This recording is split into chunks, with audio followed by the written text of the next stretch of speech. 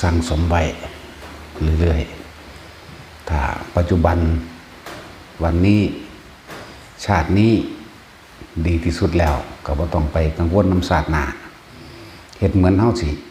เข้าสู่นิพพานศาสตร์นี้โลดคือต้องเอาศาสตร์นี้ให้ได้โลดเห็นไหมจากเวลาบ่ต้องไปคำนึงถึงศาสตร์หลังหรือกังวลกับศาสตร์หน้าหรอกถ้าศาสตร์นี้เฮ็ดดีแล้วปัจจุบันในขณะนี้ดีแล้วได้หรือบ่ได้วัดกันตอนตายโลดเนาะ การปฏิบัติธรรมทั้งเบิดก็มันร่วมกันตอนสิตายนี่เด้จิตสุดท้ายว่าสิตายผู้ใดสิทิ่มได้ทิ่มบ่ได้ก็เอาเถอะนาผู้ใดสิรู้เห็นนั่นนี่เป็นนั่นนี่มาจังได๋ก็ช่างเถอะวัดกันบาดสุดท้ายนี่บาดสิตายนี่นะครับแต่ว่าการสังสมการก็สร้างบุญก็สร้างบารมีทั้งหลายก็ต้องเป็นไปตามสายมันเด้เป็นไปตามผู้นำเด้เป็นไปตามสายเข้าใจว่าล่ะปุเพจกตะปุญญตาวาสนานะวาสนังเป็นไปตามบุญกรรมที่เคยร่วมสร้างกันมาจึงเรียกว่าปุเพจกตะปุญญตาวาสนังหมายถึงมีอุปนิสัยรวมกันมีวาสนาและอุปนิสัยรวมกันเป็นมาตั้งแต่เหตุดังเดิมเคยทำความดีมานำกันกับถึงเวลานั้นมามันก็ดึงเขาหากันเองครับคนเคยทำลายกันมาแต่พอเปลี่ยนใจไหมก็มาทำลายกันอยู่หันแหละแต่ว่าผู้บำเพ็ญบารมีเขาสิบ่สนใจแนวลายๆเขาสิพุ่งไปข้างหน้าอย่างเดียวอยากว่าล่ะมันก็ว่าเขามาก้าวตูใส่ไหลนินท่าจังสิบ่ไปอธิบายเพื่อให้เกิดความเข้าใจกันเด้เพราะว่าอธิบายแล้วก็มีมั่งอธิบายนิดหน่อยก็มีมั่งเหมือนกันกับสาวกของพระพุทธเจ้าเฮานั่นแหละโอ้ยกว่าสิร่วมตัวกัน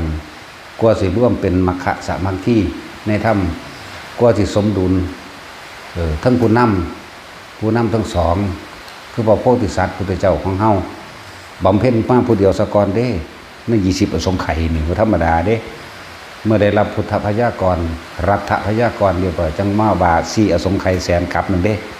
ได้บ่ล่ะที่เพิ่นเฮ็ดมาผู้เดียวเพิ่นนั่นน่ะเท่าใดล่ะในขั้นบารมีขั้นต่ำจังซี่เท่าใดล่ะ10หรือบ่พอ10ล่ะ8อสงไขยยังมื้อนี้แหละ8 9 10 11 12 13 14แล้วก็มาในขันอุปปารมีอีก6แล้วก็มาในขันปรมัตถปารมีอีก4ร่วมสรุปแล้วในนั้น20พุ่นเด้จังมาพอนางสุมิตานางสุมิตาโตเตโปเปไปมั่งเด้ทำบุญมั่งทำบาปมั่งนั่นนี่เวียนว่ายตายเกิดในโลกทั้งนี่แหละเกิดเป็นสัตว์เดรัจฉานมั่งเกิดเป็นเปรตมั่งตกนรกมั่งขึ้นสวรรค์มั่งพรหมโลกมั่งหมุนไปหมุนมาเพราะว่าท่านได้มีจุดหมายนี่จักว่าบ่ท่านได้มีจุดหมายบ่มีแบบอย่างนั่นแหละกว่าสองพระองค์นี่สิมาเห็นกันแล้วสิมาร่วมกันร่วมทุกข์นำกันได้บ่แม่นร่วมสุขเด้ร่วมทุกข์นั่นแล้วผู้เป็นพระโพธิสัตว์นั่นจะต้อง สร้างมาโดยลำพังผู้เดียวแต่ว่ากะมีหลายศาสตร์ที่ดอกที่อยู่น้ำกันก็นับบ่ได้พุ่นล่ะก็ว่าโดยลำพังก็ว่ามันสิมีความนึกอยู่ในใจที่แรกขั้นนึกในใจที่ว่ามาเนี่ย8อสงไขยนึกในใจได้บ่บอกไปเฮ็ดหยังท่านหยังก็สร้างสาธุขอให้ผลท่านบุญกุศลกรรมดีผู้ขาได้เป็นพระพุทธเจ้าเหมือนดังพระพุทธเจ้าองค์นั้นเถิดเห็นบ่ล่ะพระยังหลังพระยังหลังเริ่มต้นใหม่ไหมพระปุราณทีปังกรขอให้ครับในผลท่านของสมุขอข้าพเจ้าจงสำเร็จโพธิญาณสัพพัญญุตญาณดุจดังว่าพระปุราณทีปังกรเถิดนึกในใจมาเรื่อยๆอยากว่ามาในขันอุปปารมีก็เริ่มออกปากอยากเริ่มออกปากในจักน้อยอยากว่า เว้ามั่งบ่เว้ามั่งนะนั่นแหละเริ่มออกปากในจักน้อยสมมุติว่าท่านกว่าหมู่ท่านหยังก็กว่าหมู่เฮ็ดหยังก็โพดกว่าหมู่เขาถามเจ้าอีหยังเกี่ยวคือเฮ็ดท่านหยังคือเกินหมู่เกินพวกเลยโอ้ข่อยอยากเป็นพระพุทธเจ้าตัวจังซี่นะพี่เลื่อนมาออกเต็มที่ออกเสียงเต็มที่ดังเต็มที่ช่วงได้รับรัตพยากรแล้วกับพระพุทธที่ปังกรพี่เต็มที่แล้วกับพระพุทธเจ้าเป็นผู้ทำนายให้พุทธเจ้าได้ทำนายให้แล้วตอนพุทธเจ้าเพิ่นนอนอยู่ในระหว่างขี้ตมเพิ่นเอาโตเพิ่นเป็นให้หมู่พระพุทธเจ้าตลอดทั้งสาวกแต่ว่าในตำราว่าเป็น400,000 องค์พุ่นเด้สาวกของพุทธเจ้าองค์นั้นเหยียบข้ามไปพุทธเจ้ายังจะเหยียบข้ามผู้สุดท้ายแต่ก็ยืนในระหว่างบาลัยพยากรณ์ให้จากว่าล่ะนางสุมิตาจังมีความปรารถนาได้บัดนี้มากระปรารถนาเอาหน่อยๆอยู่ใน4อสงไขยแสนกับนี่ดีอยากว่าล่ะนั่นแล้วบัดนี้จังแล้วพวกคือปรารถนาที่หลังก็มีเด็ดหากข้าพเจ้าได้พลาดท่าน้ำแห่งนี้ขอเจ้าจงอย่าได้พลาดท่าน้ำอันเป็นท่าสุดท้ายแห่งพระสุเมธาดาบทเถิดนี่พระเจ้าก็ทำนายว่าสิได้เป็นแบบนี้แบบนี้แบบนี้นั่นแหละสิมีสาวกสวายจังสันจังซี่ผู้นั้นสิเป็นพ่อผู้นี้สิเป็นแม่ผู้นี้สิเป็นลูกผู้นี้สิเป็นเมียผู้นี้สิเป็นสาวกซ้ายขวาผู้นี้สิเป็นอุปถากจังซี่นะก็สิรวบร่วมกันได้เนาะ อันแค่ปลายที่ได้รับรัตพยากรณ์แล้วนี่4อสงไขยแสนครับขนาดสุเมธาดาบทบอกเธอจะมาปราชนี่เลยน้องหญิงเธอจะมาปราชญ์นาเช่นนี้กับเราตอนนี้พระศาสดาได้เกิดขึ้นแล้วนี่เนี่ยยังกุศลให้เกิดให้กิจของเธอแล้วแม้เธอสิปรารถนาซึ่งพระภายในชาตินี้กับพระศาสดาพุทธเจ้าองค์นี้ก็สามารถกระทำได้นี่แบบเขาไปถามพระพุทธเจ้าองค์นั้นเด้ถามว่าเจ้าข้าก่อนจะสำเร็จเป็นพระพุทธเจ้าแบบนี้แบบนี้มีอันใดเป็นส่วนประกอบบ่มีอีหยังเป็นเครื่องประกอบบ่ไปถามเพิ่นมันก็บอกให้ตัวเพิ่นก็ถามพูดตั้งแต่เราตถาคตได้ตั้งต้นปรารถนาโพธิญาณมาไล่มาเลยจนถึงได้มีครูรวมทุกข์นำกันนั่นน่ะครูบารมีนั่นน่ะผู้นั้นยังละกุมารมันนี่แหละกว่าสิสำเร็จประโยชน์นี้ได้ต้องอาศัยความอดทนอย่างแรงกล้าอาศัยความเสียสละทุกภพทุกชาติแม้ชีวิตก็สละให้มาได้ไล่ไปเด้ไล่ไปเรื่อยๆยันสมัยศาสตร์ที่จริงศาสตร์หนึ่งเพิ่นก็เกิดนั่นมันพระพุทธเจ้าปทุมุตระอีเด้ล่ะก็ยังอยากไปปรารถนาเป็นดุจดังพระนางสุรทคะพระนางสุรทคะเป็นครูของพระปทุมุตระเด้ส่วนพระอานนท์ก็ไปเป็นน้องไส้แท้ๆได้บัดเตืองคนละแม่อยากว่าล่ะพระอานนท์กับปรารถนามาตพุทธบาทนี่นะพระอานนท์กับปรารถนามาตสมัยพระปทุมมุตระสั้นๆแหละเอาแค่มีบันทึกนอกบันทึกก็มีคนนี้นั่นแหละสิว่าสิมาร่วมตัวกันได้เพื่อสิสำเร็จบัดนี้เพิ่นต้องเสียสละอย่างมากคอยประคองผู้นั้นผู้นี้ที่เคยเฮ็ดบุญมานำกันเฮ็ดบาปมานำกันทั้งบุญทั้งบาปมาแหละแต่ว่ามีจุดหมายเดียวคือสำเร็จโพธิญาณเฮ็ดหยังก็สร้างมีแต่โพธิญาณอย่างเดียวนี่คือพระพุทธเจ้าโคดมเฮานั่นแหละแบบผู้ปรารถนาเป็นแม่ผู้ปรารถนาเป็นพ่อโอ้เสือสิคิดได้เนาะผู้ปรารถนาเป็นแม่ปรารถนาเป็นพ่อผู้ปรารถนาเป็นลูกอีกลูกแก้วอีกคือธรรมดาบ่นี่แหละมันสิขัดกรองของมันเองบัดนี้ยังเป็นเครื่องกรองความเพียรความพยายามความอดทนขัดกรองมาเรื่อยจนเหลือมาเป็นพระเวสสันดรนี่เห็นบ่นี่จังมีกันหาและชาลีบัดนี้เห็นบ่ซั่นนั่งกันหาเป็นเอ้ยชาลีเป็นน้องปัจสุดท้ายมาท่านลูกก่อนส่วนนั้นกันหาจมบ่นจมแปลว่าบ่น ตัดพ้อต่อว่าจมนั่นนะจมนี่แปลว่าบ่นตัดพ้อต่อว่าหวานมารดานี่เห็นแก่ตัวทำอะไรตามใจตัวเอง ไม่ได้นึกสงสารลูกเลยก็จมไปน้ำทางเรียกว่าบ่นไปตามทางบักอีตาพามขี่ถูดบักฮานะมันก็ตีไปน้ำทางเด้ว่าธรรมดาเด้นั่นแหละส่วนชาลีบ่ได้เป็นแบบนั้นขึ้นชื่อว่าบิดาของข้าพเจ้าที่จะทำอะไรที่ไม่เป็นประโยชน์ต่อผู้อื่นนั้นเป็นไม่มีในการให้ข้าพเจ้าเป็นทานในครั้งนี้ขอให้บิดาของข้าพเจ้าจงสำเร็จที่มารดาบิดาของข้าพเจ้าสมปรารถนาเถิดเนี่ยอะไรมาขัดกองจังมาเป็นพระหุนอย่างว่าหลักเฮ้ยผู้ใดสิไปคิดได้นะจังสีเนาะนี่ผู้ใดหูจักจะค้นสมบูรณ์แล้วอยู่ในนี่ หรือฟังอยู่เดี๋ยวนี้แหละเอาหรือฟังอยู่ทั้งเดี๋ยวนี้ทั้งโลกนี่แหละนี่ผู้ใดสิเข้าใจลึกซึ้งขนาดบ้านแหละนั่นแหละที่เพิ่นข้าเจ้าที่เอิ้นว่าทะเลาะกันตอนสมัยพระพุทธเจ้าที่ปังกรกับอันนางสุมิตาเนี่ยพอแห้งอยู่เด้ดอกไม้มีมา8 กรัมก็จะแบ่งถวายพุทธเจ้าดันเพื่อปรารถนาเป็นครูบารมีแล้วก็มาบูชาสุเมธดาบทก็เถียงกันพอแห้งอยู่เด้เถียงกันนี่แหละจะปรารถนาแบบนี้มันเป็นทุกข์ข้าพเจ้าขอร่วมสุขร่วมทุกข์สุเมธดาบทก็สวนกันทันทีอย่าบอกว่าร่วมสุขให้บอกว่าร่วมทุกข์โดยถ่ายเดียวนี่หลายน่านอยู่ได้ที่เขาจะคุยกันต้องไปแอบเบิ่งก็ได้ตัว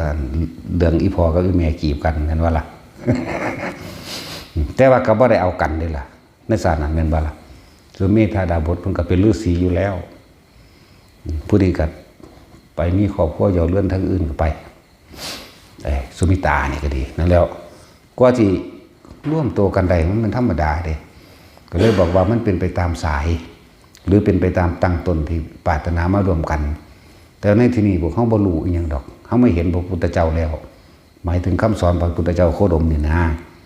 สัตว์อมตะศาสตร์นี่ปัจจุบันนี่โลดอย่างเช่นแต่เขาบ่เคยทำบุญร่วมกันกับเพิ่นมานี่เขาก็บ่เห็นเด้เข้าใจบ่นี่เขาก็บ่เห็นมือนี้เขาก็บ่ได้น้อยได้ยินมือนี้เขาก็บ่เข้าใจเรื่องธรรมะเลยก็เหมือนคนทั่วไปคือเอธิโอเปียจังซี่สิไปเข้าใจถึงแก่นในแห่งพุทธธรรมได้ลึกซึ้งมันยากคือหยังนี่เนาะว่าแต่เอธิโอเปียหยังล่ะเยอรมันสวิตเซอร์แลนด์อเมริกาหรือไผก็สั่งแม้กระทั่งในไทยนี่เอาแต่แม่อินเดียมันมีอยู่บ่ถึงพุทธะแท้ๆนั่นเข้าใจบ่ล่ะที่เขาเจ้าว่าตามตำราว่าเป็นสถานที่กำเนิดพุทธเจ้าแท้ๆก็เลยเบิดประเทศอินเดียเดินมันสิมีส่ำใดมันจะไปทางอันเจ้าแม่กอลงกาลีเจ้าแม่ลักษมียังพุ่นเด้หลายกว่าอันบ่ซั่นไปทางอันฮินดูพุ่นเด้ไปทางเทวานิยมเบิดส่วนมากนั่นแหละและที่พุทธเจ้าเพิ่นพระอานนท์มีความเมตตาสงสารผู้เฒ่าผู้นั้นผู้ยิ่งขอร้องพระพุทธเจ้า3 ครั้งพระเจ้าว่าอานนท์ถ้าบ่มีวาสนาต่อกันนั่นเราตถาคตก็โปรดเธอไม่ได้บ่ยอมเลียตัวหลายพระพุทธเจ้าเอ้าสิเฮ็ดให้เบิ่งนะพระอานนท์ก็เบิ่งนั่นแหละคนบ่มีอุปนิสัยวาสนาทำบุญมารวมกันเข้าใจว่านี่ทำบุญทำบาปมารวมกันพุทธเจ้าย่างไปข้างหน้าหันหลังให้เห็นบ่ย่างไปข้างหน้านี่หันข้างมาทั้งพี่หันนั้นเห็นหรือยังอานนท์บ่ล่ะจังซั่นแหละเพิ่นจังเข้าใจ คนที่บ่มีอุปนิสัยวาสนาทำมารวมกันเราตถาคตโปรดไม่ได้เข้าใจว่าล่ะนั่นแล้วบ่แม่นว่าสิฟังเข้าใจบ่ทุกคนดอกพวกเฮาโปรดบ่ได้จริงๆเด้เพราะว่าบ่เคยเริ่มต้นมานำกันขนาดเมื่อเริ่มต้นมานำกันแท้ๆนี่บาดมาเปลี่ยนเป็นคู่อาฆาตกันก็ยังมีมั้ยบ่พอใจมั้ยเครียดมั้ยคือกินจะมานาวิกาจังซี่แม่นว่าล่ะนั่งกินจะมานาวิกา มาเครียดมาผิดใจเอาสมัยที่เกิดบักเทพทัตเกิดเป็นโจรขาขาดนี่เด้อยู่เมืองที่ไม่ล่าอย่างนี้เกิดบ้านเมืองแห่งแรงเป็นโลกให้หนีน้ำกันมา7 คู่คนละแต่พระพุทธเจ้าโสโพธิสัตว์ของเฮานี่หักเบี้ยหลายบ่ให้ยางได้ยางขามทะเลเกียร์เอาใส่หลังเบี้ยหลังเก็บหลังใส่ข้อใส่หลังใส่ข้อจนเกิดมาเห็นบ้านเมืองอุดมสมบูรณ์จะมาอยู่ร่วมกันแล้วอยู่มาหน้ามันอิ่มหีพี่มั่นดีพอดีเขาจับโจรหลักของทั้งเลยเขาตัดขาถิ่มร้อยมาน้ำที่มันก็ไปดึงออกมาเลยมารักษาไว้เพิ่นเป็นผู้ไปหาอาหารไปติดใจอันบักโจรขาขาดเขาตี้วันนี้ ก็ทำทาอยากล่ำถวายเพราะโพธิสัตว์เท่าได้สัตว์เนาะนั่นแหละโอ้นานแล้วท่านพี่ขึ้นว่าสิบ่ได้ล่ำถวายอย่างนั้นนี่ก็ว่าตัวเพิ่นขึ้นไปเพิ่นฮักอยู่แล้วเนาะเพิ่นก็ตายใจกับบุคคลที่รักนั่นแหละไปล่ำทำทาล่ำนั่นนี่เนี่ยไปอยู่หน้าผาเด้หอดเผลอในจังนั้นก็ถีบเพิ่นลงตี้ถีบเพิ่นลงเหวนั่นแหละคนมีบุญตกน้ำบ่ไหลตกไฟบ่ตายดอกบ่ไหมจากบ่ละเวินลงเพิ่นก็ไปข้างอยู่กกบักเดือดิซั่นอยู่ต้นที่อุทุมพรจากอุทุมพรบ่บักเดือ นั่นแหละตกอยู่ในต้นอันนั้นแหละหลังจากนั้นก็ซื้อว่าสิอันทำความสนิทชิดเชื่อกันกับเหี่ยใหญ่ เหี่ยใหญ่มันมากินบักเดือสุกเด้เพิ่นก็ขึ้นอยู่ตั้งเทิงเพิ่นก็กินอิ่มมีพี่มั่นแล้วก็เริ่มทำความคุ้นเคยกันกับเหี่ยเห็ดพันลงไปมันก็ได้กินตีนกินมืออยากว่าล่ะมันก็จำได้กว่าสิสนิทสนมกันได้ก็น่านเติบเด้นั่นแหละผ้าตัวเหี่ยใหญ่จังผ้ามุดหลอดไตไปน้ำไปเด้มันไม่ทำหลอดไตไปปู๊ดไปขึ้นเมืองที่ไม่ลายจังไปเห็นนั่งพิมพ์ผ้าอยู่ในเมืองนั้นบัดจึงเป็นครูแท้นะนั่งอันนี้กินจะมาในประกาศกับเทวทัตนี่เทวทัตแต่ว่าซื้อใจอีกลืมซื้อแล้วล่ะบ่มีผู้ไปหาอยู่หากินที่ผู้นึงมันขาขาดหากินบ่ได้คือพระโพธิสัตว์เนาะเลยพากันเฮ็ดแต่งแพร่แต่งหยังกันข้ามนี้ไปทั้งพุ่นพอดีพระโพธิสัตว์เฮาก็ไปแต่งงานกันโอ้ยกว่าสิแต่งกันพอแห้งอยู่ได้เรื่องอันนี้มีการกุ๊กกิ๊กกันเติบอยู่ได้จีบกันไหมจักว่าล่ะจีบกันเขาเจ้าจีบกันนั่นแหละเมื่อหนึ่งก็เลยไปเรียบเมืองขืนเทิงล้างสารขี่พายขี่ไปนั่งอันกินแต่มาในอเมริกานี่คือผัวผู้ขาเดียวกันราชาผู้นี้นะผัวเพิ่นอีลีนั่นแหละแต่เพิ่นได้สาบแซงไปแล้วเพิ่นได้ทิมแล้วนะ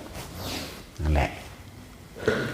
เขาพวกมูเสนาหมาดทั้งหลายครับเลยถามความหลังเป็นจังใดความเป็นมาจังซั่นสิเพิ่นก็บอกความจริงบัดนี้เพิ่นบ่เสียสัจจะเด้ตะกี้เฮาอยู่ในเมืองนั้นเกิดโรคระบาดและแห้งแล้งก็คือขามมาแล้วก็มาอยู่แบบนี้พอดีได้เห็นนายหนึ่งตกน่ะขาขาดร้อยน้ำมากแล้วเอามาเลี้ยงไว้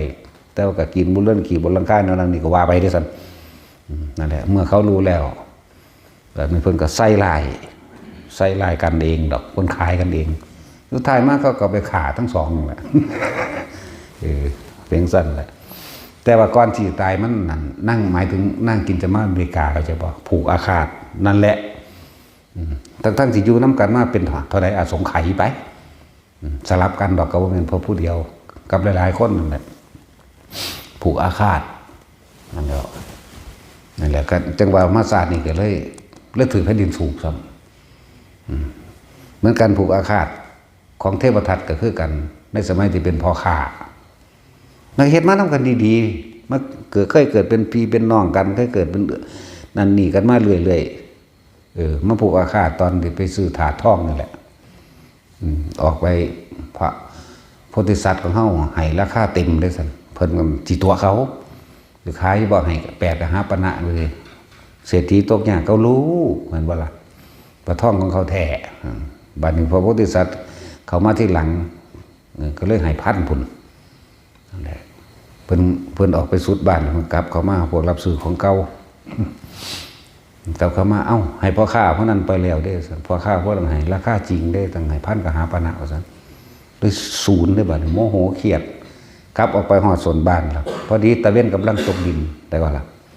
กำขี้ดินมากำหนึ่งต่อไปนี้กูสิเป็นครูอาฆาตกูจะทำลายมึงทุบปุกทุบศาสตร์ตราบเท่าเม็ดดินในกำมือกูนี่วานขึ้นทั้งฝ่านะวานขึ้นทั้งฝ่ามันก็ตกลงมาเข้าตาเจ้าของนั่นแหละเหมือนกันนั่นแหละกับทมน้ำลายขึ้นฝ่ามันสิตกลงมาใส่บ่ถึงหน้าเจ้าของเนาะหมายความว่าทำกรรมอันใดไว้ย่อมได้รับผลของกรรมนั้นสืบไปเข้าใจว่าล่ะนั่นแหละ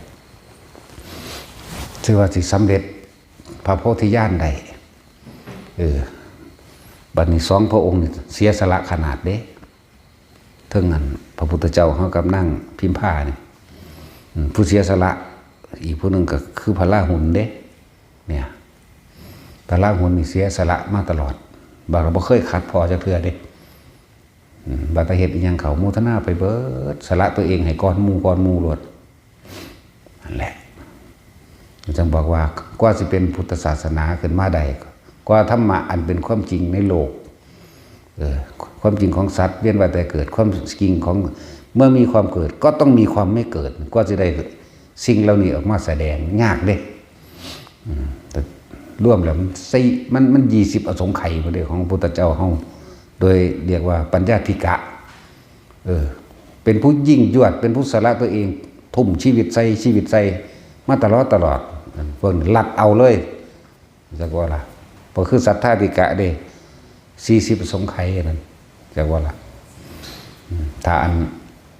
วิริยะธิกะใส่เวลานาน80อายุยืนกับช้างเจ้าก็ถูกหลายแล้ววะเนาะของพุทธเจ้าบ่ยืนแต่ว่าถูกหน่อยเว้ยถูกคือเก่าเด้ถูกหน่อยถูกกลางถูกหลายสั่นแหละพวกเฮาบ่ต้องไปคำนึงคำนวณอย่างแบบเฮ็ดศาสตร์ดีที่สุดเอาไว้เวลาตายนี่แหละเพื่อสิพ้นหรือบ่พ้นก็ดีเนาะ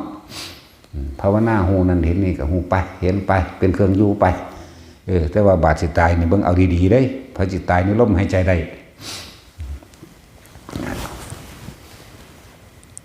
เป็นของยากกว่าพระโพธิสัตว์2 พระองค์นี่ที่ร่วมรอร่วมใน2 ดวงใจเป็น1 เดียวได้มันเป็นธรรมดาเลยเมื่อไหร่ที่ท่านเขาถึงความรู้สึกแห่งความรักเมื่อนั้นแหละท่านจะทำเพื่อผู้อื่นได้เข้าใจว่าล่ะที่หาคนอีกเท่าใดจึงจะเห็น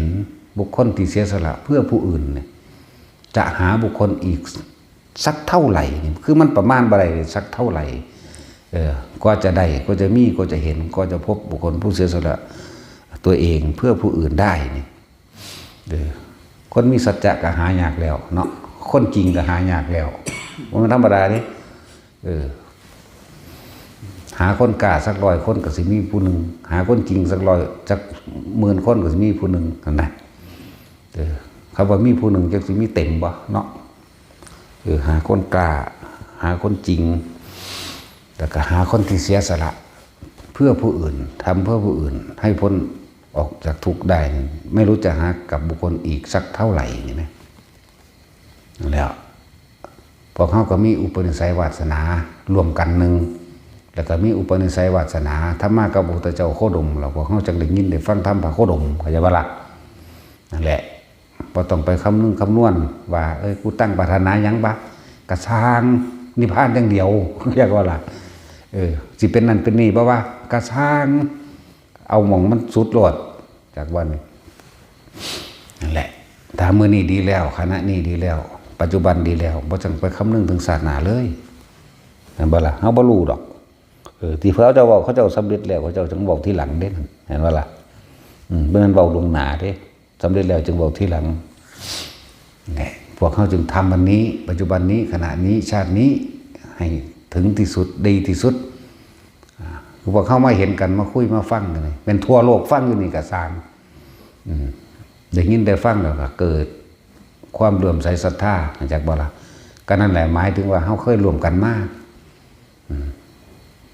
รวมกันมาได้ทำตามกันมาคือ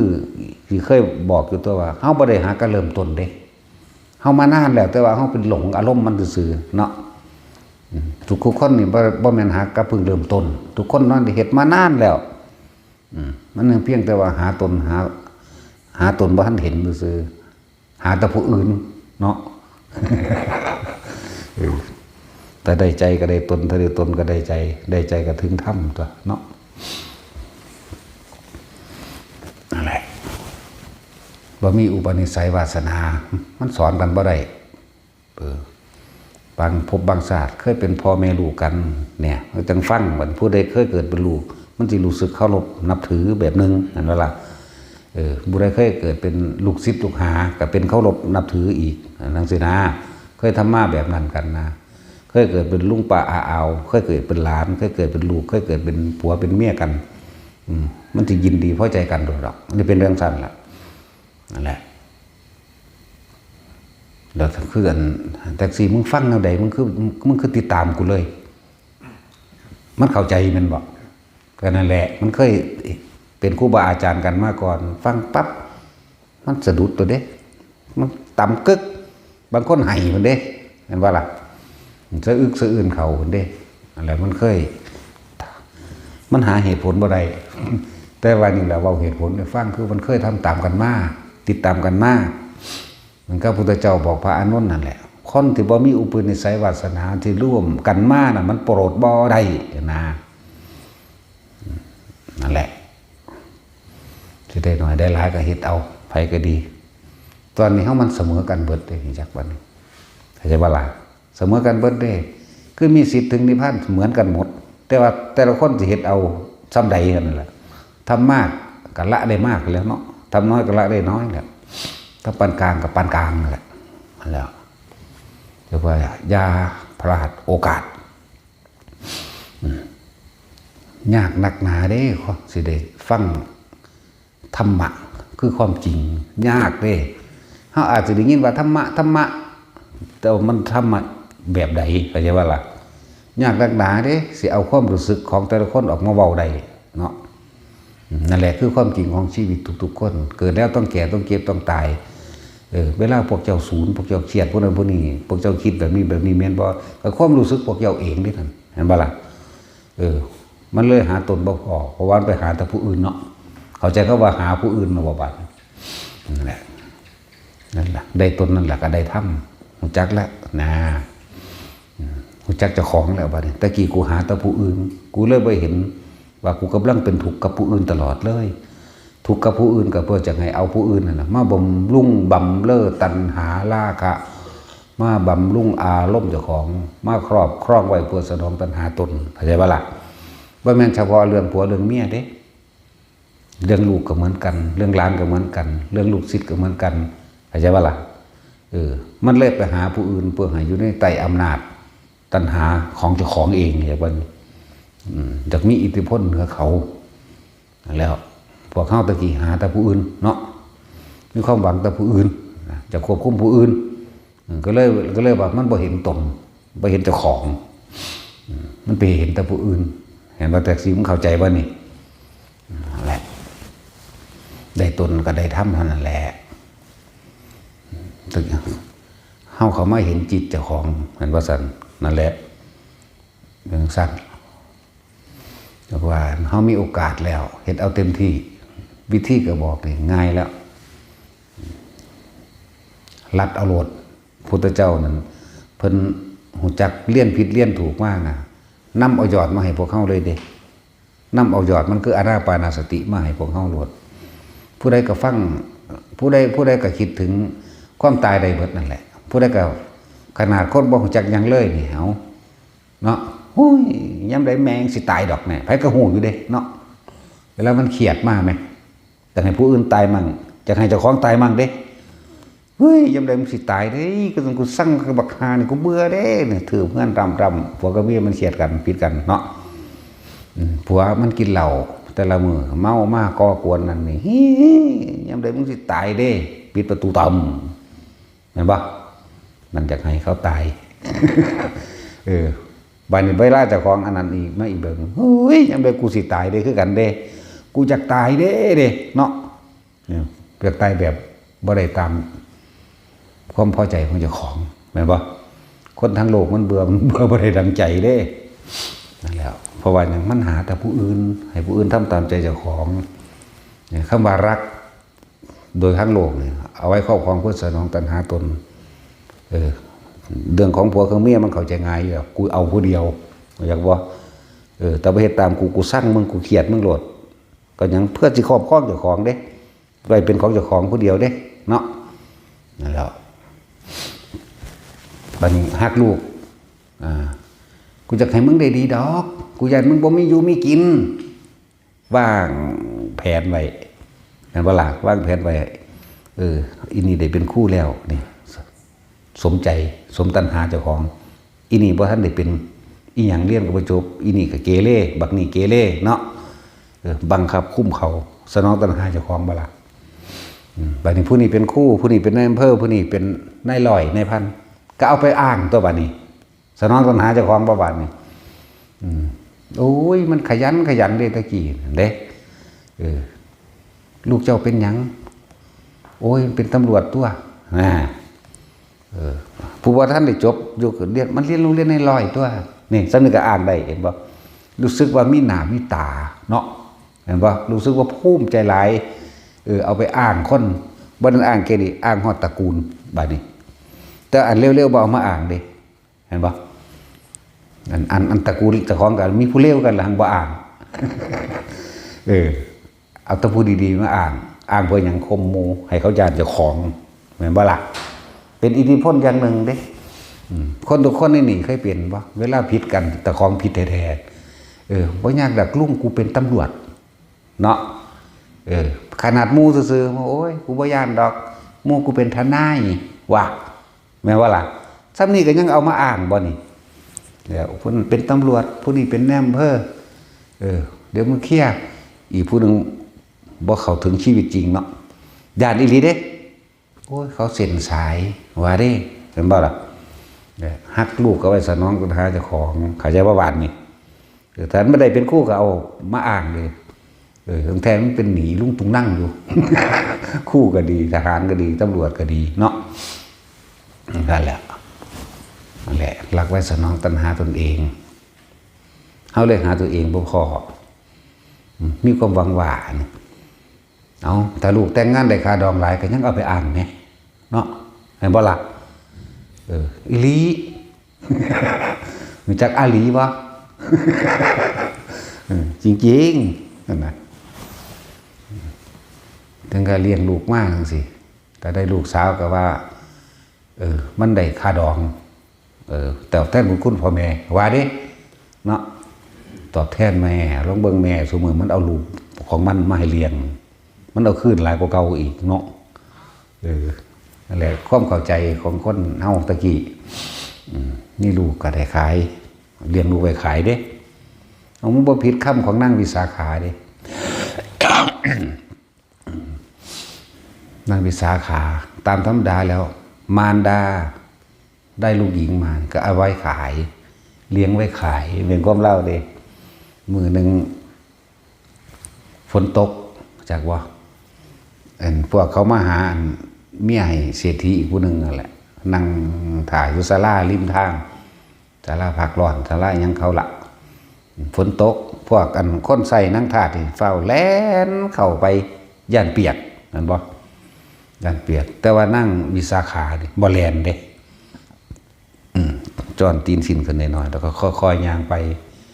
ค่อยๆเดินเยื่องกลายไปสวยงามดุจดังว่าช้างเดินสวยงามบางนี้พวกพราหมณ์ทั้งหลายใน7-8 คนที่มาหาสิว่าหาอันว่าสิหากุลสตรีที่มีแบบนี้ไปให้ลูกเศรษฐีเจ้าของเองก็เลยถามว่าแม่หญิงฝนตกเธอบ่ย่านเปียกบ่เหลียวเบิ่งนั่งขาทาสบริวารนี่คือฝ่าวแลนเขาห่มแท้ก็เลยว่าตามธรรมดาแล้วมารดาบิดาเลี้ยงบุตรธิดาทั้งหลายเอาไว้ขายถ้าข้าพเจ้าวิ่งเกิดหกล้มแขนขาหักเป็นคนพิการก็ขายไม่ได้ราคาหรือขายไม่ได้เสียเลยก็เป็นที่รังเกียจแม้มารดาบิดาก็เป็นที่รังเกียจของพี่ชายและน้องสาวแล้วใครจะดูแล เราปัญญาดีเด้เนาะแล้วใครจะดูแลถ้าเกิดว่าแขนขาหักหรือพิการเป็นตะกี้ก็เอิ้นยังเหลือภาษานะเป็นนิทรานะเจ้าหญิงนิทราอย่างนี้นะแล้วใครจะมาอาสาดูแลย่อมเป็นที่รังเกียจแม้นบารดาบิดาก็ขายไม่ได้นะปู้แล้วคือว่าแยบไข่แต่ว่าเนาะแม่นความเพิ่นเด้ขาหักขาโหลยขาเป๋ไปแล้วให้สิอย่างใดเนาะ ก็ซ้ำเอาคนพิการไปเบิ่งซื่อๆแม่แม่นว่าล่ะมันเป็นความเล่าเด้นั่งวิสาขาฉลาดนั่งสั่นแหละ บัดเขากับเอาก็ได้ค่าดองหลายอีหลีได้ละบาท เพราะว่าเล่าบ่ได้พิการแม้นความงามโดยใบหน้าแต่ว่าถ้าพิการแล้วก็ขายไม่ได้เด้แม่นบ่ล่ะมึงเอาอยู่บอกเมียขาดเนาะแท็กซี่เอาบ่เอาขี้เกียจหาวดีกว่าเนาะ ขี้เกียจหาวเติมอะไรทั้งสั้นแหละนี่คือ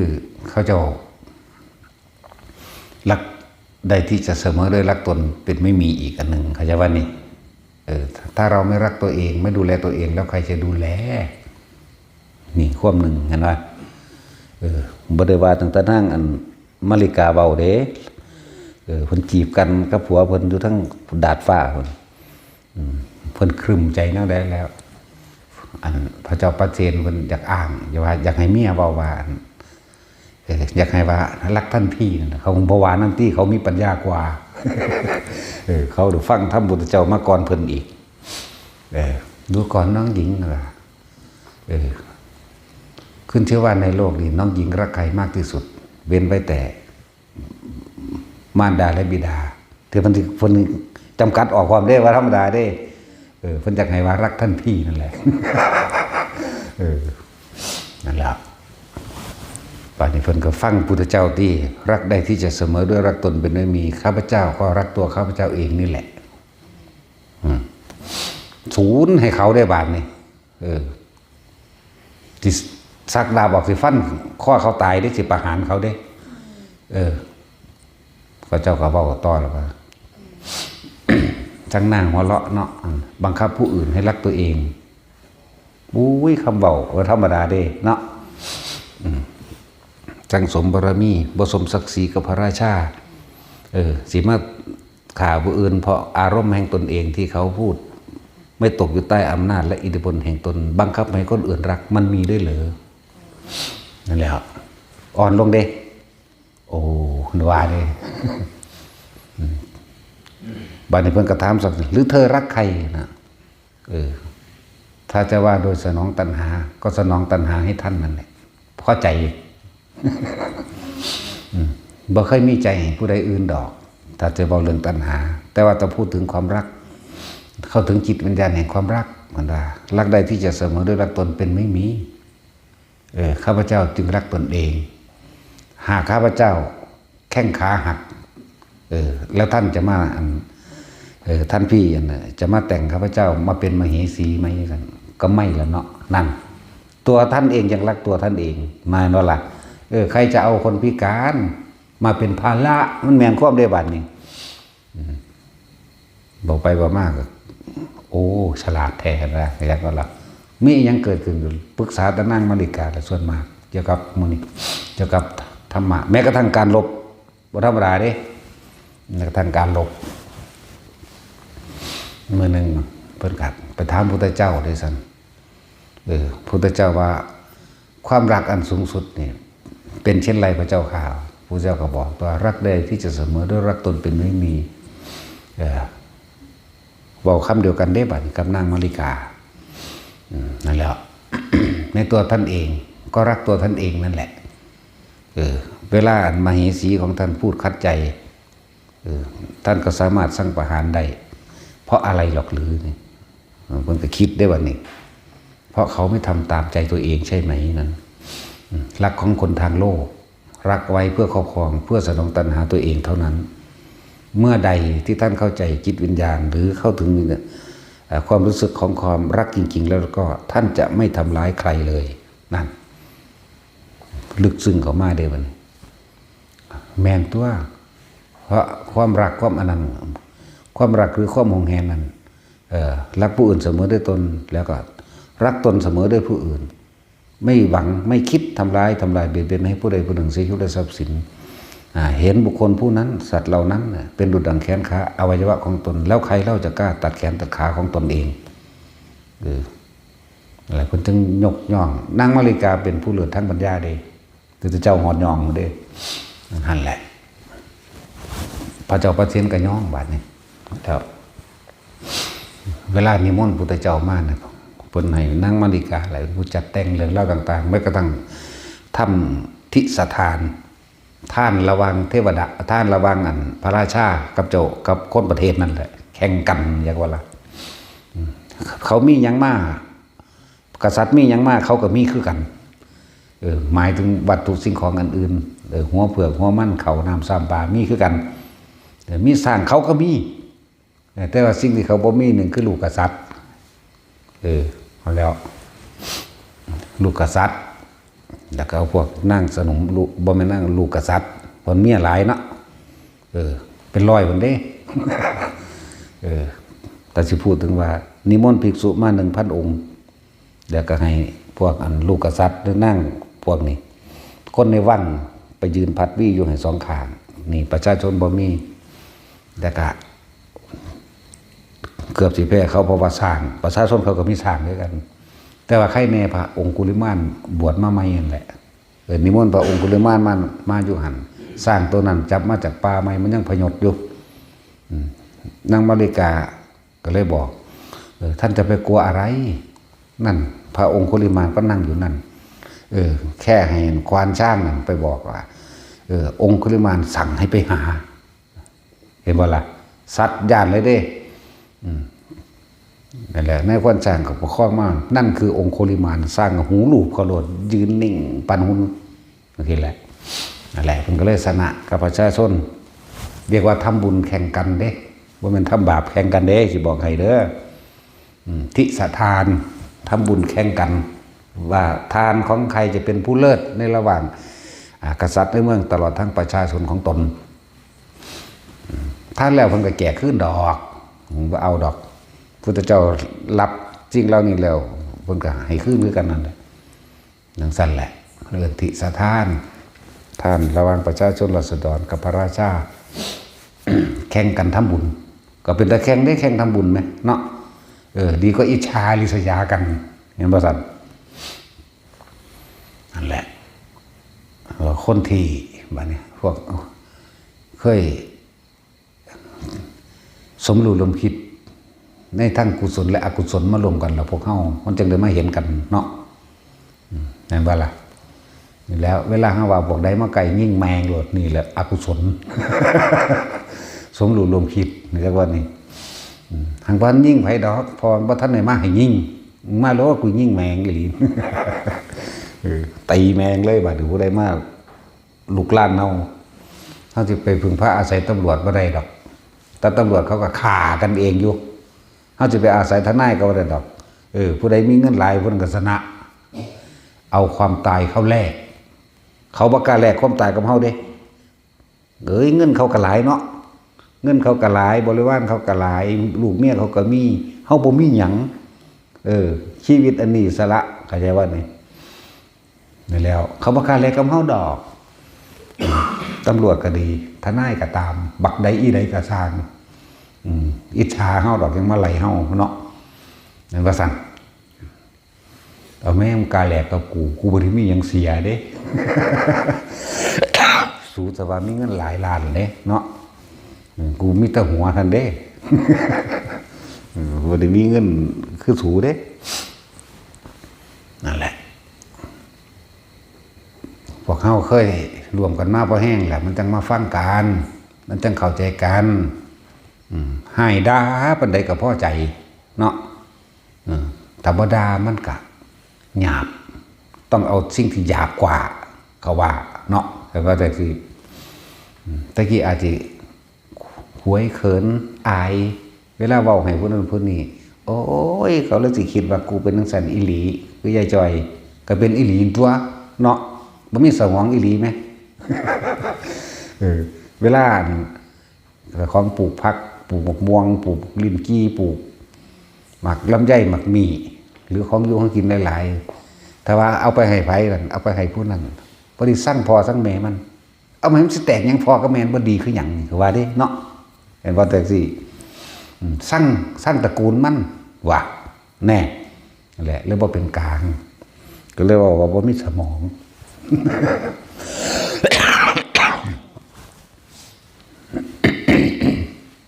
นั่นแหละพวกเฮาฟังแต่คำว่ารักได้ที่จะเสมอด้วยรักตนเป็นเรื่องมีพวกเฮาก็หาตนเองให้มันเห็นตัวบ่ได้ตนเจ้าของบ่เที่ยวเกิดเที่ยวเกิดเพราะว่าบังคับผู้อื่นให้ทำตามใจตนนั่นบ่ซั่นเที่ยวเกิดหาสิ่งอื่นมาเพื่อบำรุงบำเรอตัณหาราคะแห่งตนเด้นั่นเอามาเลี้ยงครอบครัวกับบำรุงครอบตัณหาตนเองนั่นแหละในราคะนี่แหละเข้าใจว่าล่ะในความยินดีพอใจในรูปรสกลิ่นเสียงกับผัวกับเมียนี่แหละบัดนี้สิ่งที่เกิดขึ้นในบริวารของราคะแห่งตนเองมันไผอีกคนก็ลูกเด้ซั่นลูกแล้วก็หลานเด้ซั่นทรัพย์สมบัติต่างๆทั้งที่มีวิญญาณและไม่มีวิญญาณเด้บัดนี้สัตว์เลี้ยงน่ะมีวิญญาณเด้ว่าทรัพย์สมบัติที่มีวิญญาณและทรัพย์ที่ไม่มีวิญญาณก็เลือกสวนใบหน้าดิครับรถลามาคีเนาะสั่นตัวนั่นแหละบริวารมันเฮ็ดให้อีลุงตุงนางยากตั้งแต่นำทรัพย์สมบัติลูกก็เอิ้นทรัพย์สมบัติเด้เข้าใจบ่นี่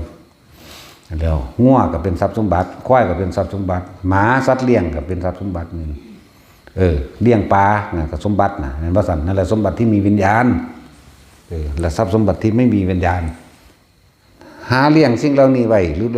ล้วนแล้วต้องมาบำรุงบำเรอตัณหาของตนหมดนั่นแหละเข้าใจบ่ล่ะนั่นแล้วแต่ของบ่เคยหักเจ้าของเนาะนี่มันลึกซึ้งได้รักใดที่จะเสมอด้วยรักตนเป็นไม่มีเข้าใจบ่ล่ะแต่ที่จะหายากยิ่งกว่านั้นก็คือจะหาจากบุคคลอีกสักเท่าไหร่ที่จะทำตัวเองเสียสละตัวเองเพื่อผู้อื่นได้เสียสละตัวเองทุกสิ่งทุกอย่างเพื่อผู้อื่นได้แม้กระทั่งชีวิตตนเองเข้าใจบ่นี่นั่นแล้วก็ในเมื่อเขามาเห็นแล้วได้ยินได้ฟังดีแล้วก็น้อมเข้ามาฝึกเอาตัวแต่เฮาหักเจ้าของแบบใดเฮาก็บ่ควรทำลายผู้อื่นแบบนั้นตัวเนาะที่ว่าผัวกับเมียแต่ว่ามันหักกันจริงเวลามันจีบกันกูบ่เห็นเว้าจักเทื่อดอกแต่งงานกันนะฉันจะพาเธอไปนิพพานบ่มีแม่นว่าล่ะเอาทั้งโลกนี่ตอบมาเบิ่งรู้ผู้ใดเคยกีบกันวางสั่นเดี๋ยวเราจะเดินไปด้วยกันด้วยอริยมรรคมีองค์8ก้าวทางเข้าสู่พระนิพพานนะแม่นว่าล่ะบ่มี มีแต่พันกันอุ้มลุมอยู่หั่นแล้วบาดนี้เถียงกันอยู่หั่นแล้วผัวก็บางคนก็มากินเหล้าเมียบางคนก็มักบ่เล่นหรือใส่ของสมอางเปลืองเนาะผัวก็จมเมียก็จมได้บัดนี้ย่านบ่มีกินบัดนี้ญาติลูกบ่ได้กินญาตินะแล้วสารพัดนั่นบ่ล่ะมันสั่นตัวผู้ใดเลี้ยงงัวเลี้ยงควายบางทีก็ขี้ข้านเกี่ยงกันทั้งพ่อแม่ลูกนั่นแหละเกี่ยงกันก็มีเด้เนาะนั่นแล้วก็คือทั้งเบิดนี่คืออยากให้เฮ็ดตามใจตัณหาเจ้าของเด้นั่นบ่ซั่นแล้ว คือจังบอกทุกคนนั่นแหละอยู่กันมาพ่อปานนี้เพิ่นแห้งแล้วล่ะเนาะถ้าว่าผัวมันหักเมียมันหักผัวผู้เมียหักผัวคอยหักเจ้าแห้งเลยเจ้าไปบวชซะมันจังสิได้ไปนิพพานเนาะมันบ่แม่นตีนขวางกันละงานอยู่ไผก็เลยถ้าว่าผมมาบวชให้ซิมซิแช่อุ้มลูกมาพร้อม นั่นให้ต้อนหน้าต้อนตาผิดเถียงกันปัจจุบันบ่มานำก็ดีเนาะทิ่มกูก็ว่าเด้อีลิ้นนั่นแล้วมันบ่ได้หักเฮาดอกมันอันผู้เมียผู้มันบ่อยากให้ผัวบวชเด้อมันบ่หักผัวมันดอกตอนหักผัวก็ให้บวชตัวให้ไปนิพพานไหมเนาะเจ้าโอ้ยเฒ่าเอ้ยมันบ่เว้าเฒ่าดอกบักฮามึงตัวกูจังซั่นจังซี่มึงฮู้ว่ามึงสิหนีจากกูมึงเอากูแม่มึงยัง มึงสิหนีเอาตัวรอดแต่กูมึงผู้เดียวบ่พวกล่ะแม่นบ่ล่ะแสดงว่ามันบ่ได้หักเฮามันหักมันเองมันอยากมันลำบากเนาะแล้วก็แท็กซี่ ผู้หญิงก็บวชได้เนาะนั่นแหละป่าผัวแต่ว่าฮักเมียก็คือกันถ้าเขาแต่งตัวดีๆงามๆแน่ก็มักพระอีห่านก็ว่าดิเนาะไปสืบเสาะหาเรื่องนั้นพวกนั้นพวกนี้เขาก็ยั่วยุ่งส่งเสริมไปพร้อมเด้เอ้ยระวังดีๆเด้ว่าเด้บัดนี้จังมาถือพระรอๆคือเฮาบัดนี้เฮ้ย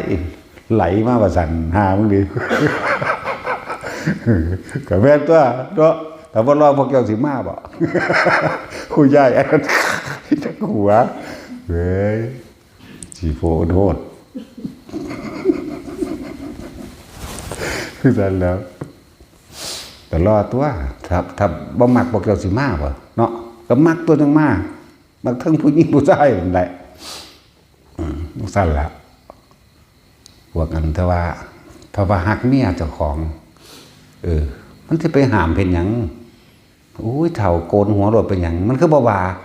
เนาะส่วนมากถามซอกแซก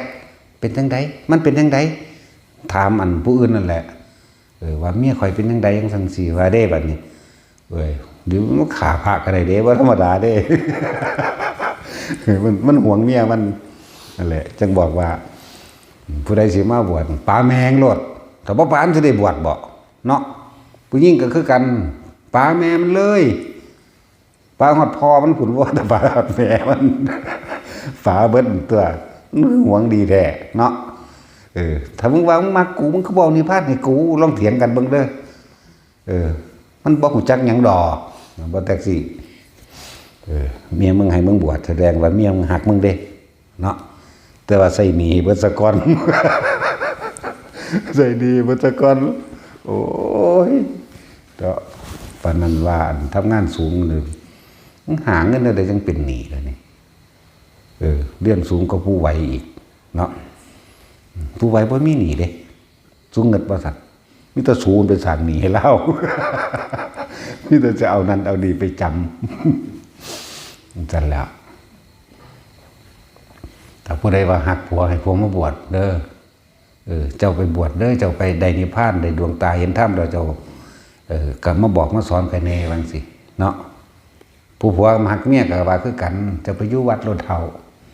อยู่นี่ก็สิเฮ็ดเอาเองดอกก็เสียสละเอาเองบ่ยากดอกงัวควายก็มันลูกเต้าเราก็สิเลี้ยงเอาเองดอกโอ้ยบ่มีแมงบักใดดอกจังซั่นก็เลยเนาะมีแต่มันสิมาฆ่ากูอยู่นี่แหละว่าเฮ็ดจังไดได้กูก็รอก็ผัวมันจังซั่นแล้วแต่เพิ่นสิว่าฆ่าอิจฉาริษยาโอ้ยก็วาสนามันคนละอย่างกันคนละบารมีเว้ยเนาะตาสิงสั่นแล้วแต่ผู้ได้หักผัวนั่นน่ะก็บอกผัวมาบวชโอ้ยทุกข์ยากลำบากหลายเลยเจ้าไปบวชซะไปจังสิรุดสิพ้นแน่เนาะอันนั้นตัวผู้ได้หักเมียก็ให้เมียมาบวชมาอยู่วัด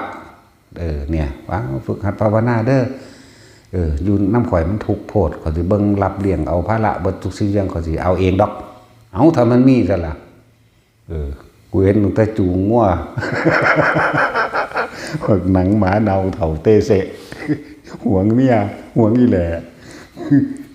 อีแหล่ก็มักพระอีหลีว่าดิเกจังได๋ก็พระก็รอกันเนาะคนใหญ่บ่รู้จักหยังบ่รู้อีแหล่มอบกายถวายชีวิตไม่ว่าเด้ได้3 มือลงไปแล้วเขาเดียวเขาจูงงัวขามทงมารอเอาขึ้นลงไปอีกโอ้ยผัวเพิ่นมาเฝ้าเลยครับพวกเจ้ายังอีแหลวะผัวเพิ่นมาเฝ้าได้เสะอีดักเพราะนั้นเวลาเพิ่นยืนธรรมดานี่เฮ็ดซึมซึอยู่เด้ผัวเพิ่นโอ้ยหนังหมาเน่าขี้เงินสั่นแหมบ่ธรรมดาเด้อจังไดคุณนายว่าเด้ตั้งแต่เพิ่นหวงเมียเพิ่นอย่าหวงเมียอย่าเมียมามักพระก็มักอีหลีหั่นแหละโอ้ยก็แล้วอดตอดอยู่ก็สิเฮามาขึ้นนึงเด้เนาะเรื่องซั่นแล้วยายลมหูจักแล้วเราหัวล่ะยืนซึมซื่ออยู่เนาะยายลมเป็นไดคุณนายว่าเด้เพิ่นจักมาเว้ากระแทกเฮาโอ้ยหนังหมาเน่าเฒ่าเตเสะยืนซึมซื่ออยู่เมียเพิ่นก็กวนแม่งกินนู่น คือจะบอกเจ้าบ่แต่ว่าแม่งกินโน่นมนก็คืออยู่จักหน่อยแต่ก็ว่าคุดกีสิคือกว่าอีกพวกมันจะคุดกีเด้นั่นซั่นแล้วอีกคู่หนึงก็ซึมสึอยู่จักแม่นยังสารพัดเนาะเขาบ่ได้ฮักเมียเขาเด้แต่ฮักเมียเขาก็ไม่ยินดีมากมาทรงให้อันนั้นนี่มาเบิ่งมาสิได้บ่แม่นมาหวงเนาะแม่นบ่ล่ะมันสิธรรมดาบ่นั่นแหละหลายอย่างพวกเขาล่องเอาคำว่ารักใดที่จะเสมอด้วยรักตนเป็นไม่มีไปพิจารณาเบิ่งเด้อแต่เฮาหักเจ้าของใช่ป่ะล่ะเฮาก็หาวิธีเฮ็ดให้เจ้าของพ้นออกจากทุกข์ตัวมันมีแต่เพิ่มทุกข์เด้อันที่ว่าไปในผัวในเมียกันนั่นแม่นบ่ล่ะจังซี่ว่าเอาย่านบ่มีอยู่บ่มีกินย่านบ่สนุกสุขสบายก็เฮ็ดบ่ได้ดังใจก็บังคับข่มเหงกันด่ากันผิดเถียงกันไม่ว่าล่ะเลี้ยงลูกก็เลี้ยงไปขายบ่ผิดคำเพิ่นเด้เราเบิ่งแม่แต่ว่าแลนหนีน้ำกันไม่ว่าสัตว์ผิดตับผิดใจแข่งเด้แต่ว่าแลนหนีน้ำผู้เบานี่เนาะยังย่ายอีกมันลืมซื้อเลยเล่าแลนหนีน้ำผู้เบาโหยายเล็กก็ได้มาบ่มื้อนี้ มักหลายตำรวจสมน้ำหน้าเด็กตำรวจสิเมาสั่นแล้วมึงได้ลูกผู้นี้แต่งงานลูกผู้นี้แลนหนีน้ำผู้เบาจากว่าแต่ผู้แลนหนีน้ำผู้เบาดีส่งเงินส่งทองอันนี้มาให้แต่ว่ามันเก็บใจอยู่หั่นแหละจากบอกแต่ว่าลูกผู้เอาคาดองให้นี่เอาแต่ดองดอกแต่งจาก10,000 20,000นี่แหละมันก็ถิ่มลูกไว้ให้2 คน 3 คนมันก็เที่ยวให้เอาหน้าไปจำมั่งเที่ยวให้ขายนั่นขายนี่ให้มันมั่งยังรู้สึกว่าดีเด้เนาะจังซั่นเด้แต่ว่าลูกอีกผู้นึงหนีไปอยู่น้ำผัวบ่ต่างบ้านต่างเมืองเขาลำเขามาเยี่ยมเขามาเอานั่นอันนี้มาให้สั่งมันคือเก่าเด้เพราะว่าหยังมันบ่ถูกตัณหาเจ้าของก็จะว่าบาดนี้นั่นแหละมันบ่ได้ฮักลูกเลยนั่นฮักเจ้าของเฮ็ดให้กูเสียหน้าเสียตาแม่นบ่ล่ะเอาเป็นจังซั่นอีหลีเด้คนเสียหน้าเสียตาเสียสกุลไปได้ตัดพ่อตัดแม่ตัดลูกก็ว่าเด้อันผู้บ่ตัดนี่มันยากกว่าเขาถิ่มไปแต่งดีอยู่ที่แรกปี1 2 ปีต่อมาค่ะมีลูกไม่ยังไปเลยผัวก็กินเหล้าแน่ได้บัดนี้เนาะผัวเองลูกเขยนั่นน่ะกินเหล้ากินยานั่นนี่จมอยู่หังเอาเรียกว่าลูกมันก็บ่รับผิดชอบมันทิ่มไปกูนี่มาละอีหลีเด้อ2 คน 3 คนเขาเดี๋ยวมันก็พามพาว่าพุ่นพากันไปทำมาหากินต่างจังหวัดกรุงเทพยังก็ว่าไปเนาะบัดนี้โอ้ยอีแม่กันข่อยลงทุนเฮ็ดนั่นเฮ็ดนี่เอาเงินมาให้แน่เฮ็ดจังใดห่วยเอาหน้านั่นไปจำเป็นหยังเด้เนาะแล้วก็หาใส่บ่ได้บัดนี้ดอกก็เพิ่มขึ้นลูกก็2มาลูก3ก็มาเจ้าได้หาเลี้ยงอยู่หั่นบาดผู้มันแลนหนีน้ำผู้เบามันมากบ่ได้เห็นมันดีเด้เนาะทั้งสั้นแล้วหลายอย่างล้วนแล้วแต่เป็นทุกข์เบิดแหละที่บอกว่านี่พวกเจ้าเข้าใจว่านี่ล้วนแล้วตั้งแต่พวกเข้านั่นบ่ฮักเจ้าของแต่พวกเข้าก็บ่เห็นเจ้าของแล้วบ่เห็นความจริงในตนเองเกิดมาทุกข์เพราะว่าหยังเป็นทุกข์เพราะว่าหยังตัณหาเจ้าของนั่นแหละเหตุแห่งทุกข์อยากให้ลูกผู้นี้เอาลูก10 คนก็จะให้ไม่ดังใจทั้ง10นะบ่ซั่นลูก3ก็จะ3 คนให้มันเป็นใจทั้ง3นั่นแหละให้มันได้ดังตัณหาตัวเองทั้ง3เด้ถึงบ่ได้ฮักเขาเด้อีกอย่างนึงก็เอาแม่พ่อแม่ผู้ใดสอนให้ลูกไปเป็นอรหันต์ให้แม่ได้เด้อหล่าให้พ่อนี่ได้หล่าเอาแม่นบ่ล่ะก็นั่นแหละข้อบ่รู้เนาะมีแต่ให้ไปเป็นเจ้าเป็นนายพวกเจ้าได้เป็นขี้ขามันสมน้ำหน้าเด้ ขี้ขามันตัวเลี้ยงลูกให้มันแน่ใส่หนีให้มันแน่ยังกับมันแน่เนาะมันก็เป็นเจ้าเป็นนายตัวน้องมาคิดเบิ่งตอนเป็นสาวคือจังมันมีขาคืออย่างนี้เด้เนาะเห็นปะเป็นคือมีขานี่บัดไปเอาผัวเราบ่มีขาเด้ มันสิได้เฮ็ดเบิดสู่แนวเห็นบ่บ่เคยไปรับจ้างดำหน้าก็ไปบ่เคยไปตัดอ้อยก็ไปเกี่ยวเขาก็ได้ไปตอนเป็นสาวนี่มันคือมีค่านี่เด้เพราะหยังเขาแพงไว้ขายหรือบ่บังคับลูกปานใดเด้เนาะแม่นว่าซั่นบ่บังคับปานใดเด้อย่ามันเบิดราคาอย่ามันเสียราคา ปั่นแต่งงานไปแล้วได้เห็นเบิดทุกอย่างเพราะว่าหยังย่านแต่ของบ่มีอยู่บ่มีกินย่านแต่ของบ่มีความสุขย่านหลายๆอย่างที่ย่านลูกบ่มีมูลมรดกบ่มีสมบัตินั่นนี่เห็นบ่เฮ็ดเบิดบาดนี่แต่ตอนบ่ทันได้มีผัวบ่ทันได้มีเมียบ่ค่อยเฮ็ดหยังปานใดเด้คนเนาะแต่ถ้าคนที่เฮ็ดมาแต่น้อยแล้วนี่สิรู้จักความอดความทนแล้วสิจักคุณค่าของเงินสิจักคุณค่าของชีวิตหลายอย่างเนาะจักอดจักออมจักทนจักพึ่งตนเองเป็นเด้คนที่เฮ็ดมาโดยลำพังย้อนน้ำพ่อน้ำแม่ก็เฮ็ดอีลูกกุ๊กกับน้ำพ่อน้ำแม่เนาะคนเสมอเลยบ่จักหยังดอกตะกี้ก็บ่จักคือกันแหละเนาะ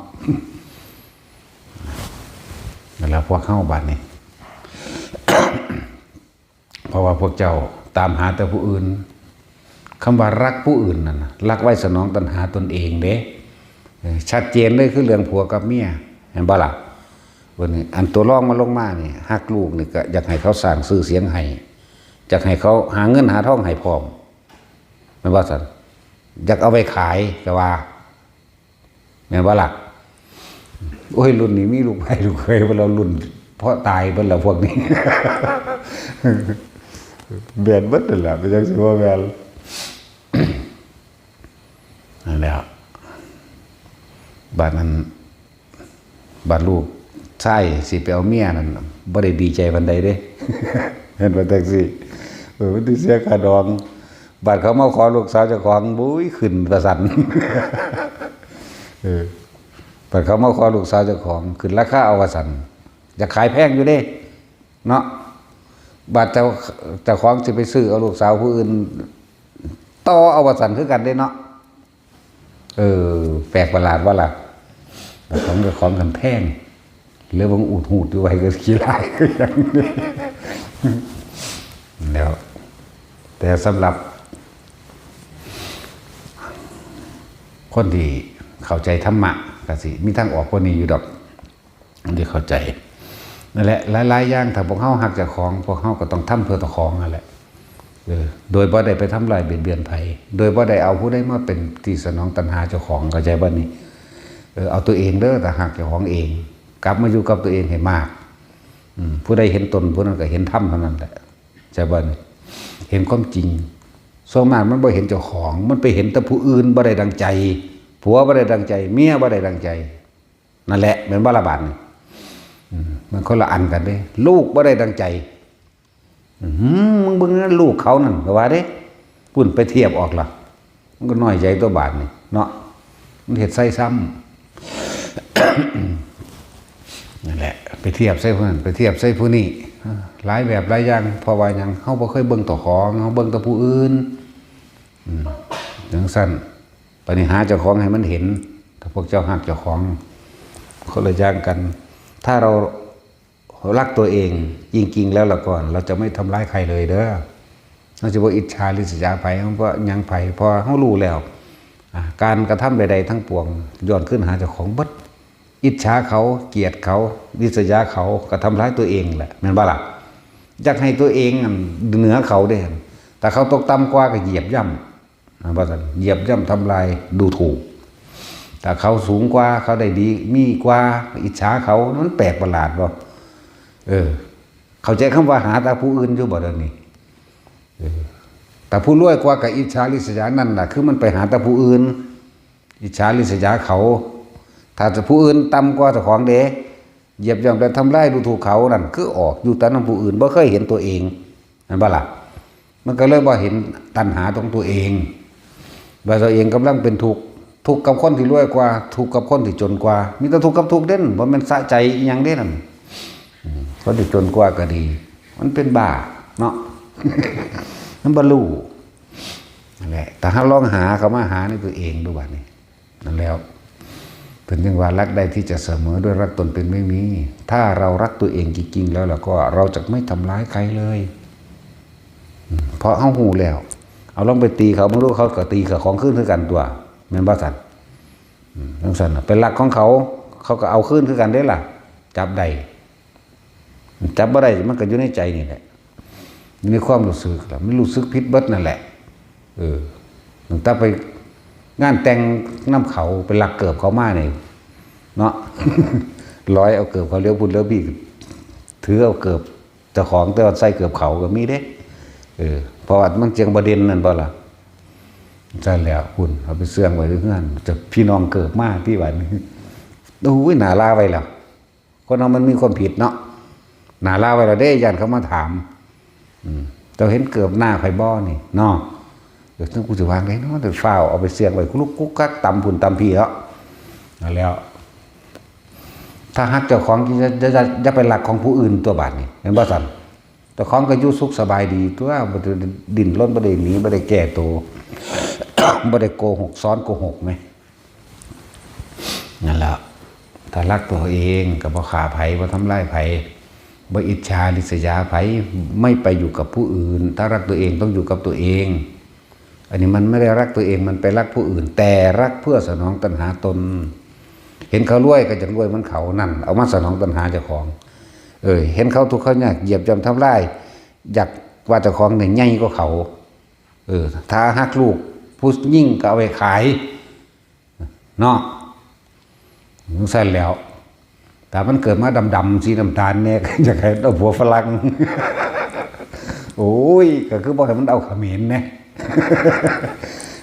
โอ้ยอีหลายนี่ขึ้นเอาผัวฝรั่งเด้อว่าเด้มีผู้ใดว่าจะบอกเนาะแต่สินเจ้าบ้านนี่เด้อมึงใหญ่ขึ้นไปเอาผัวเขมรเด้อ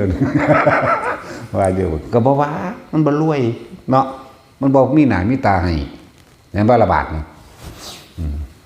แต่ได้ผัวฝรั่งเอามาอ่านกันก็ยังไงได้คนก็เลยเนาะอาลีเนี่ยว่าล่ะมันยืนนอร์เวย์ตัวคุณแล้ว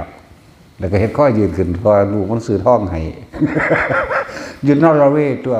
ทั้งก็เฮ็ดยกแขนขึ้นเขาซื้อนาฬิกาหรือซื้อสอยนี่ให้แขนให้นั่นมันสนองตัณหาตนบ่ล่ะบัดนี้หักลูกม่านก็ดีมันเฮ็ดให้มีหน้ามีตานั่นแหละเพราะว่ามันมีแต่อยู่กับผู้อื่นมันเฮ็ดให้การเป็นอยู่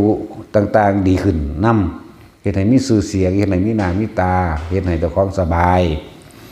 เอาไปเว้าอ้างหมู่ได้เด้เบิดบ้านเนาะมันอยู่เยอรมันมันอยู่อเมริกาผัวมันดีว่าได้บัดนี้ก็ที่ต้องถึกใจเจ้าของนั่นคืออยู่แต่กับผู้อื่นเบิดฟังดีๆเด้อพวกเจ้าเอ๋ยอยู่กับผู้อื่นเบิดแล้วถ้าว่าอีอันนั่นมันไปเอาผัวขี้ทุกข์ขี้ยากจมด่าให้แต่มันแม่นบ่ซั่นมึงป่ามันโดนหน้าไปเอาคือเอื่อยมึงพุ่นว่าได้เนาะ บ่ได้ฮักเขาดอกฮักเจ้าของเพราะเขาเห็นเสียหน้าเสียตาแม่นบ่ล่ะเป็นจังซี่บ่แม่นแต่ว่าลูกเป็นนายอำเภอบ่แต่ว่าลูกเป็นข้าราชการเป็นปลัดบ่เป็นนั่นนี่อุ้ยเอามาอ้างเด้แต่ของไปเฮ็ดผิดใส่เขาแต่แท้ลูกหลานเจ้าของเฮ็ดผิดอ้างผู้มันเป็นข้าราชการมาคมเนาะป้าตัวปันข้าราชการสิพิเศษมาแมงตัวทั้งใดนี่กูสั่งคือเหียดนี่ นั่นแล้วพวกเฮามันเข้าถึงความจริงแล้วเฮาบ่ได้ย่านได้บาดนี่แม่นบ่ล่ะมามึงมาแลกกับกูข้าราชการกูหังมักมึงเฮ็ดได้ไงสู่ฟังไว้ได้จักว่าข้าราชการแปลว่าหยังตัวแทนบอกพระเจ้าแผ่นดินมารับใส่ประชาชนราษฎรเด้สู่บ่ได้มีอำนาจหยังว่าข่มไผเด้แม่นบ่ล่ะเขาบ่จ้างมึงก็บ่เฮ็ดเด้นั่นน่ะมึงจะว่ามึงเสียสละเด้เนาะอีหลีนั่นแล้วบัดนี้เลยใส่อำนาจแต่ของมีหน้าที่นั้นเริ่มใส่ไปทั้งมีอิทธิพลข่มเหงเอาเปรียบหารังแกประชาชนราษฎรไปข้าราชการไผก็สร้างตำแหน่งใดสร้างแมงเด้อไผก็ดีร่วมตัวกันตีแมงในโรงพักมันจะเป็นตำรวจก็เลยเพราะฉะนั้นก็แอบยิงมันแม่น้ำทางมันบ่กล้าหรอก สิบอกให้ป้าใหม่มึงนั่นน่ะสัตว์แมงเลยโดยเฉพาะป้าใหม่มึงมาอีกกูติดยิงมึงบัดนี้ กูศูนย์บ่ทันเศร้าเลยดิ ตั้งหลายปีแล้วนี่ก็เลย พวกยังกระสร้างเจียวพวกที่ดินก็คือกันหาแต่วิธีโกงกินป่าไม้ก็หาวิธีโกงกินอันนี้คือมีข่าวอยู่ทางภาคนั้นเขาไปตัดไม้อยู่สวนเขาแต่แท้ไปจับเขาไหมเนาะต้นอันยังเขาปลูกเขาเองของเขาได้น่ะต้นสักไหมเขาพ่อเดินมาเห็ดเฮือนเขาเนี่ยซ้ำแข้งซ้ำขานี่ต้นเดียวจับปั๊บเขาเป็นแสนมาไกลๆกูเนี่ยแม่กูจะไปตีปากมันบักฮานั้น ผู้ใหญ่บ้านเป็นผู้แก่งนั้นอิจฉาเขาจะได้ทีเขานั่นก็เลยคือว่านั่นแหละมันบ่มีผู้ใดกล้าพาเห็ดเนาะแล้วบอกว่าศูนย์เลยคนเอาเปรียบกันนี่เนาะมาไกลๆกูเนี่ยแม่ว่ากูจะพาเห็ดบ่เนาะแท็กซี่อันนี้มันเลยอยู่พูนเชียงรายพูนหาตรงนี้ อยู่ไกลโพดไปฟ้องไปหาผู้ใดเขากับพอให้ความเป็นธรรมนั่นสั้นแล้วนั่นแหละไปหาไผก็อ่างตะเสียนตะสายกันนั่นเสร็จแล้วเนี่ยกูอ่างตายเด้กูบริยานไผเด้ เอาตายเขาแลกกันเลยเด้แต่ตำรวจรังแกในพี่น้องเจ้าของ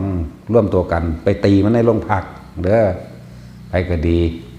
จะยานนั่นเพ้อคือกันผู้ว่าคือกันตีแมงในห้องผู้ว่าตีนถ้ำปากมันหล่นจากบ่ละพวกตีมันเด้สิบอกให้ผู้ว่าอยู่กาฬสินธุ์ให้ผมไม่อยู่แล้วคนน่ะแล้วจากบ่เอาความตายใส่กันเนาะเขาบ่กล้าสู้กับเฮาดอกเขามีตำแหน่งเห็นบ่ล่ะเฮาน่ะมีตำนาน ตำแหน่งกับตำนานมันคนละอันกันเด้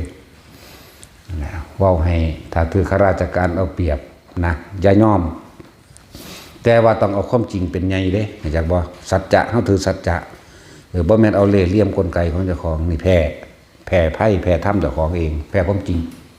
แต่เฮาได้เอาความจริงเป็นใหญ่เด้บ่ได้เอาอารมณ์เป็นใหญ่เพราะว่าความจริงนั่นน่ะชนะทุกสิ่งทุกอย่างแล้ว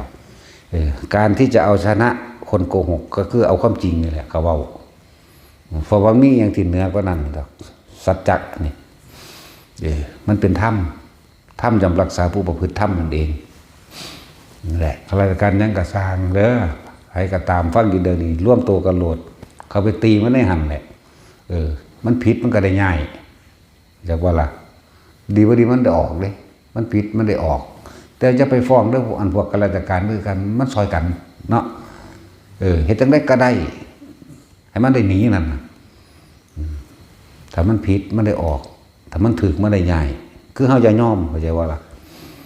ถูกน้อยๆนะถูกเอาเปรียบจังซี่นะมันซั่นล่ะนี่บอกวิธีป้องกันตัวเอาตายก็ว่าหากินซ้ำตายดอกไผก็ดีตายโดยวิธีใดก็สร้างให้แม่มันดอกเนาะตายคือเก่านั่นแหละสอนวิธีให้ความยุติธรรมกับตนเองเพราะความยุติธรรมทั้งหลายนั่นบ่มีไผหามาให้เฮาเด้เฮาต้องสร้างขึ้นมาด้วยตนเองพวกเจ้าสิสู้หรือพวกเจ้าสิยอมแพ้เป็นบ่ล่ะสู้ตัว ต้องสู้ต้องเชื่อมั่นตนเองพร้อมเชื่อมั่นโดยสัจจะนี่แหละนี่คือเรื่องความทุกข์ยากลำบากความหลายๆอย่างในโลกอันนี้เป้าให้เห็นความทุกข์ในตัวเองทุกข์บ่ได้ดังใจนะความยุติธรรมเนี่ยบ่มีผู้ใดหายเฮาสั่งมันเกิดมาเอาเองเด้อแต่ผู้ใดหักเจ้าของเองกลับมาอยู่กับตัวเองมากๆลมหายใจคือตัวเองลมหายใจสอนซุมือว่าซุมือสติปัฏฐาน4ซุมือลมหายใจทรงชั้นเจริญชั้นเล่นอยู่กับสิ่งที่เป็นบุญเป็นกุศลคิดอันใดก็เป็นบุญพูดอันใดก็เป็นบุญอ่านอันใดก็เป็นบุญฟังอันใดก็เป็นบุญคิดแล้วพูดแล้วอ่านแล้วฟังแล้วเกิดความสงบเลื่อนประบุญทำอะไรก็เป็นบุญให้ท่านหรือมุ่นอย่าไปให้ท่านเพิ่มทุกข์หรือทำบุญเพิ่มบาปทุกคนที่ฟังก็แล้วนี่เข้าใจเบิดนั่นแหละอันที่เว้าความหมายนี่นั่นแหละแต่เฮาหักตัวเองเฮาก็อยู่กับตัวเองลมหายใจนั่นแหละคือเจ้าของเองเข้าใจบ่ล่ะแล้วมันก็สิท่านหยังเวลามันก็สิคิดถึงผู้นั้นนั่นมันกำลังไปหักผู้นั้นแล้วเข้าใจบ่ล่ะ ไปสร้างผู้นั้นแล้วก็ว่าไปหักถ้ามันบ่ได้ดังใจมันก็ไปสร้างผู้นั้นถ้ามันได้ดังใจมันก็ไปหักผู้นั้นนี่คืออยู่กับผู้อื่นมันจึงหาตนไม่พบไม่เจอได้ตนแล้วคือได้ธรรมได้ความจริงได้ธรรมเห็นตนก็คือเห็นธรรมแล้วก็เห็นอนิจจังเห็นอนัตตาในตนแล้วเหนือธรรมเลยล่ะบัดนี้ใช่ป่ะล่ะสมาทาน